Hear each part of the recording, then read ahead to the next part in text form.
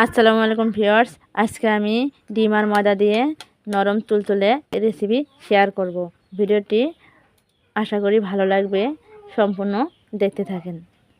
আমি এখন একটা ডিম নিয়েছি। এখন আমি এখানে দিয়ে দিলাম 1 কাপ চিনি। মিষ্টিটা যে যেরকম খাবে সেরকম দিবে। ডিম আর চিনিটা আমি এখন ভালোভাবে মিশিয়ে নেব। ডিম আর চিনিটা আমি ভালোভাবে ফেটে নিচ্ছি।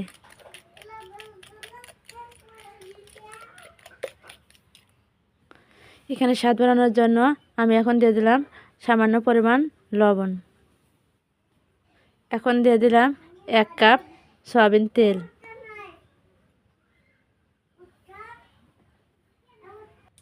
এখন দিয়ে দিলাম আমি বেকিং সোডা। সবগুলো আমি এখন আবারও ভালোভাবে ফেটে নেব।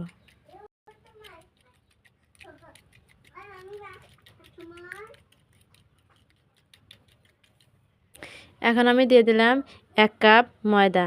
ময়দাটা আমি একবারে দেব না, অল্প অল্প করে মিশিয়ে নেব।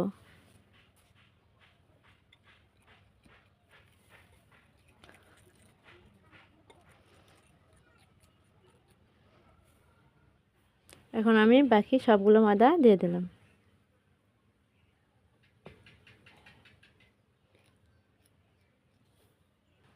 এখন এটা আমি হাত দিয়ে ভালোভাবে মেখে নেব।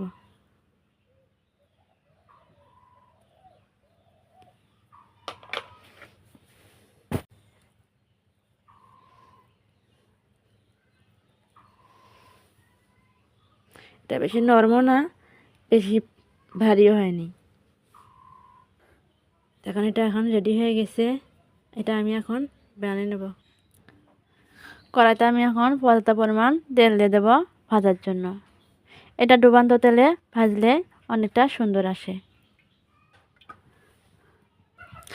আমি এটা পরিমাপ করে, আপনারা যে কোনো চামচের সাহায্যে পরিমাপটা করে নিতেও পারেন। আমি এটা হাতের সাহায্যে এরকম করে গোল গোল সাইজ করে এটা দিয়ে দেব।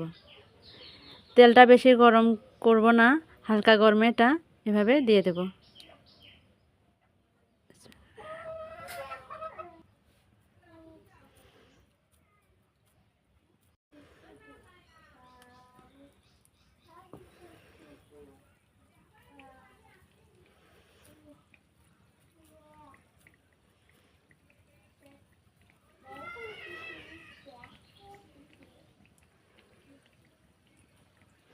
এভাবে আমি সবগুলো কেক বানিয়ে নিয়েছি। এটা এরকম হালকা জালে ভাজতে হবে।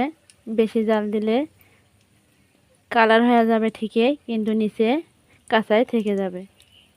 এজন্য হালকা হালকা জালে এরকমভাবে ভাজতে হবে। এটা আগে উল্টে দেওয়া যাবে না, আগে ভেতরটা ভালোভাবে নিচে গরম হয়ে যাবে, তারপরে এটা আমি উল্টে দেব। দেখেন অপর সাইডটা শক্ত শক্ত হয়ে গেছে। এখন এটা আমি এভাবে একটা কাঁটা চামচের সাহায্যে উল্টে নেব। দেখেন অপর সাইডটা কতটা সুন্দরভাবে লাল হয়েছে। এরকম করে কেক বানান। চা বানার আগে 10 মিনিট আগে এইভাবে একটা কেক বানিয়ে খেতে পারলে কতটা মজা লাগে।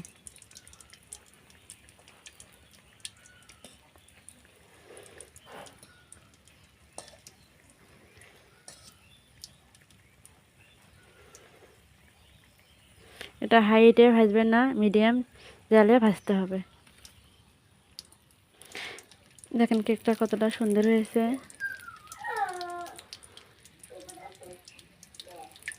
আমি দুটো সাইডটা এখন ভালোভাবে ভাজে নেব।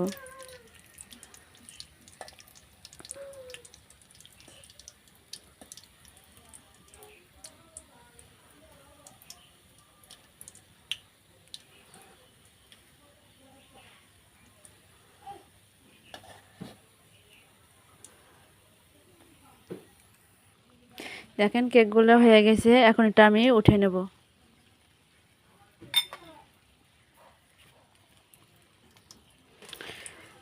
কেকটা আমি তেল ঝেড়ে উঠে নেব এখন।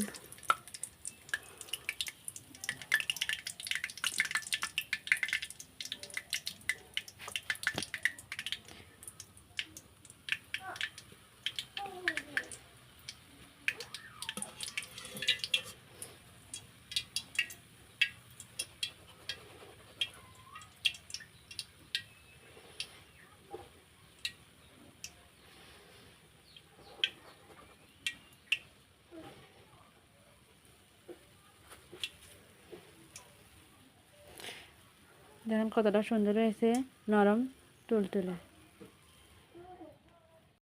সবগুলো কেক আমার ভাজা হয়ে গেছে। আজকের রেসিপি এখানে শেষ। দেখা হবে অন্য কোনো রেসিপিতে। সবাই ধন্যবাদ, সবাই ভালো থাকবেন।